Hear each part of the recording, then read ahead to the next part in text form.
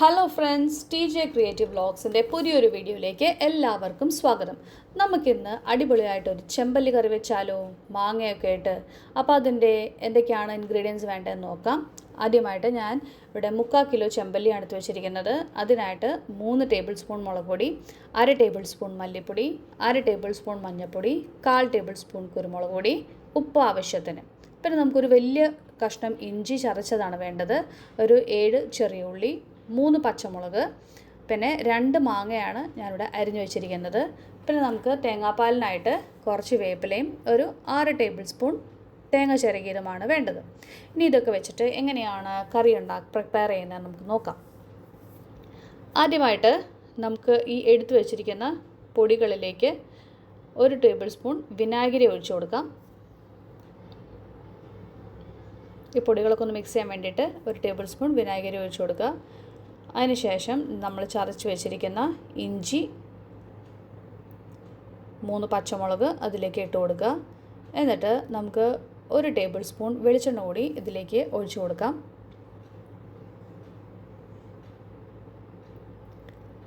എന്നിട്ട് ഇത് നന്നായിട്ടൊന്ന് മിക്സ് ചെയ്തെടുക്കുക.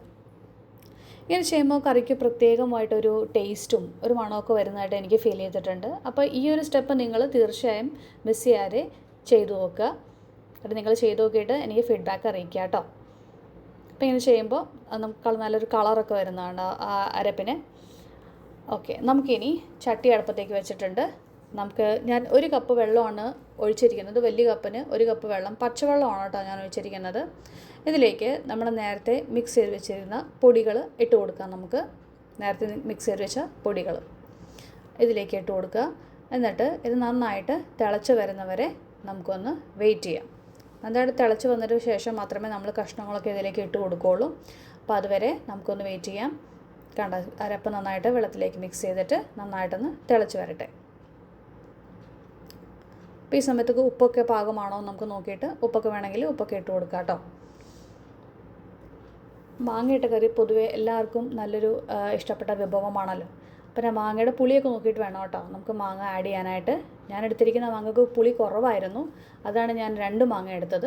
പുളി കൂടുതലാണെങ്കിൽ 1 മാങ്ങയൊക്കെ തന്നെ മതിയാവും. നമ്മൾ അരിഞ്ഞു വെച്ചിരിക്കുന്ന മാങ്ങ ഇതിലേക്ക് ഇട്ട് കൊടുക്കുക.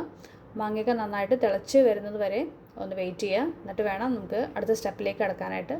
പിന്നെ നമുക്ക് പുളി കുറവാണെന്ന് തോന്നുന്നുണ്ടെങ്കിൽ വേണമെങ്കിൽ ഒരു കുടംപുളിയൊക്കെ ഇട്ട് കൊടുക്കാം കേട്ടോ. അപ്പോൾ എനിക്ക് ഇവിടെ ആവശ്യമായിട്ട് വന്നില്ല. അപ്പോൾ നിങ്ങൾക്ക് മാങ്ങയ്ക്ക് പുളി കുറവാണെങ്കിൽ ഒരു കുടംപുളി ഇട്ട് കൊടുക്കുന്നുണ്ട് കുഴപ്പമില്ല. കാരണം നമ്മൾ നേരത്തെ 1 ടേബിൾ സ്പൂൺ വിനാഗിരിയൊക്കെ കൂടി ചേർത്താണ്, അപ്പോൾ പുളിയൊക്കെ ആവശ്യത്തിനുണ്ടാവും.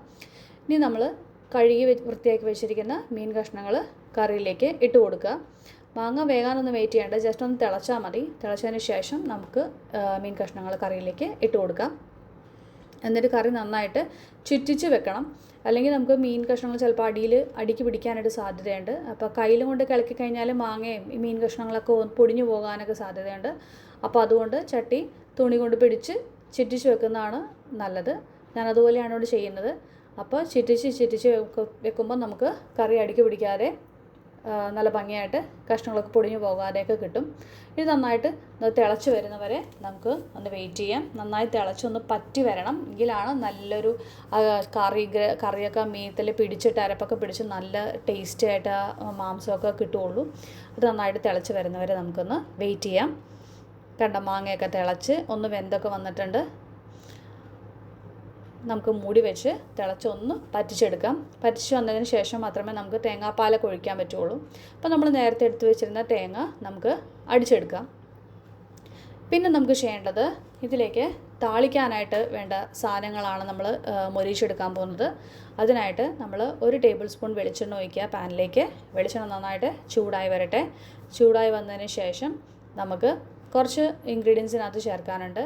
അതായത് നമുക്ക് ഒരു 1/4 ടേബിൾ സ്പൂൺ ഉലുവ, 1/4 ടേബിൾ സ്പൂൺ ഉലുവ, പിന്നെ നമ്മൾ നേരത്തെ എടുത്ത് വെച്ചിരുന്ന വേപ്പില, ഉള്ളി ഇതിലേക്ക് നമുക്ക് ഇട്ട് കൊടുക്കാം. ഉലുവ കരിഞ്ഞു പോകരുത് കേട്ടോ, അത് പ്രത്യേകം ശ്രദ്ധിക്കണം. ഉലുവ ഇട്ട് ഒന്ന് പൊട്ടിക്കഴിയുമ്പോൾ തന്നെ നമുക്ക് ആ വേപ്പിലയും ഉള്ളിയും അതിലേക്ക് ഇട്ട് കൊടുക്കുക. എന്നിട്ട് മൊരിച്ചെടുക്കുക. ഇത് നല്ല ഡാർക്ക് ബ്രൗൺ ആവുന്നത് വരെ നമുക്ക് മൊരിച്ചെടുക്കണം. ഇത് എന്തിനാണ് ഇടുന്നതെന്ന് വെച്ചാൽ കറിക്ക് നല്ലൊരു ടേസ്റ്റും ഒരു മണമൊക്കെ വരും നമ്മൾ ഈ ഉലുവയും വേപ്പിലയും ഉള്ളിയും കൂടി ഇട്ട് കൊടുക്കുമ്പോൾ. അതിനാണ് നമ്മൾ മൊരിച്ച് വെക്കുന്നത്. കറി പറ്റിക്കുമ്പോൾ ലാസ്റ്റാണ് നമ്മളത് ചെയ്യുന്നത്.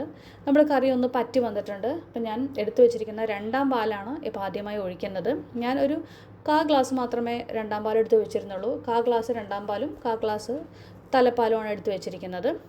കറി നന്നായിട്ടൊന്ന് ചുറ്റിച്ച് കൊടുക്കുക. നമുക്ക് ഈ കറിക്ക് അധികം ചാറൊന്നും വേണ്ട. ചാറ് എപ്പോഴും കുറുകിയിരിക്കുന്നതാണ് ഇതിന് ടേസ്റ്റ്. അപ്പം അത്രയും പാൽ മതിയാവും നമുക്ക്. ഓൾറെഡി ഇതിന് നേരത്തെ വെള്ളം ഉണ്ടായിരുന്നല്ലോ. ഇനി ആ 2ാം പാൽ നന്നായിട്ടൊന്ന് പറ്റി കുറുകി വരുമ്പോഴത്തേക്കിനും വേണം നമുക്ക് അടുത്ത പാൽ ഒഴിച്ച് കൊടുക്കാനായിട്ട്. അപ്പം നമുക്ക് നന്നായിട്ടൊന്ന് തിളച്ച് ഒന്ന് കുറുകി വന്നിട്ടുണ്ട്. അപ്പോൾ നമ്മൾ തലപ്പാൽ ഒഴിച്ച് കൊടുക്കുകയാണ്. തലപ്പാൽ ഒഴിക്കുന്നതിന് മുമ്പ് ഞാൻ ഗ്യാസ് ഓഫ് ചെയ്തിട്ടാണ് തലപ്പാൽ ഒഴിക്കുന്നത്. അല്ലെങ്കിൽ ചിലപ്പോൾ ഇങ്ങനെ കറി ഇങ്ങനെ പിരിഞ്ഞ് പോകാനുള്ള സാധ്യതയുണ്ട്. അപ്പോൾ അങ്ങനെ വരാതിരിക്കാനാണ് ഞാൻ അങ്ങനെ ചെയ്തത്. അപ്പം നല്ല കറി കാണാനും നല്ല ഭംഗിയായിട്ടിരിക്കും. കണ്ടോ, നല്ല പറ്റി കുറുകിയ കറിയായിട്ട് വന്നിട്ടുണ്ട്. മാങ്ങാ കഷ്ണങ്ങളും മീനൊക്കെ നന്നായിട്ട് വെന്തിട്ടുണ്ട്. നല്ല രുചികരമായൊരു കറിയാണ് കേട്ടോ അത്. നിങ്ങൾ തീർച്ചയായും ട്രൈ ചെയ്ത് നോക്കുക. നിങ്ങൾക്ക് ഇഷ്ടപ്പെട്ടെങ്കിൽ ഷെയർ ചെയ്യുക, ലൈക്ക് ചെയ്യുക, എല്ലാവരും സബ്സ്ക്രൈബ് ചെയ്യുക. പിന്നെ നമ്മൾ നേരത്തെ മൊരിച്ച് വെച്ചിരിക്കുന്ന ഉള്ളി, വേപ്പില, ഉലുവ അത് ഈ കറിയിലേക്ക് ഇട്ട് കൊടുക്കുക. ഇതിട്ട് കൊടുക്കുമ്പോൾ തന്നെ നല്ലൊരു മണമൊക്കെ വരും കറിക്ക്. അപ്പോൾ തന്നെ ഇത് കറി നമുക്കറിയാം നല്ല സൂപ്പർ കറിയായിട്ടുണ്ട്. കാഴ്ചയൊക്കെ തന്നെ അടിപൊളിയല്ലേ. അപ്പം നിങ്ങളും തീർച്ചയായിട്ടും ഇതുപോലെ തന്നെ ട്രൈ ചെയ്യുക. എല്ലാ സ്റ്റെപ്സും ഇതുപോലെ ഫോളോ ചെയ്ത് നോക്കുക. എന്നിട്ട് നിങ്ങളുടെ ഫീഡ്ബാക്ക്സ് അറിയിക്കുക. കമൻസിൽ നിങ്ങളുടെ ഫീഡ്ബാക്ക്സ് അറിയിക്കുക. നിങ്ങൾ തീർച്ചയായിട്ടും ട്രൈ ചെയ്ത് നോക്കുക. എല്ലാവർക്കും തീർച്ചയായിട്ടും ഇഷ്ടപ്പെടും ഈ കറി. കണ്ടോ, നല്ല സൂപ്പറായിട്ട് വെന്ത് വന്നിട്ടുണ്ട്. അടിപൊളി കറിയാണ്. ഞങ്ങൾക്ക് എല്ലാവർക്കും ഈ കറി വളരെ ഇഷ്ടമാണ്. അതാണ് ഞാൻ റെസിപ്പി ഒന്ന് ഷെയർ ചെയ്തത്. അപ്പോൾ ഇനിയൊരു ഇതുപോലത്തെ വീഡിയോസുമായിട്ട് നമുക്ക് ഇനിയും കാണാം.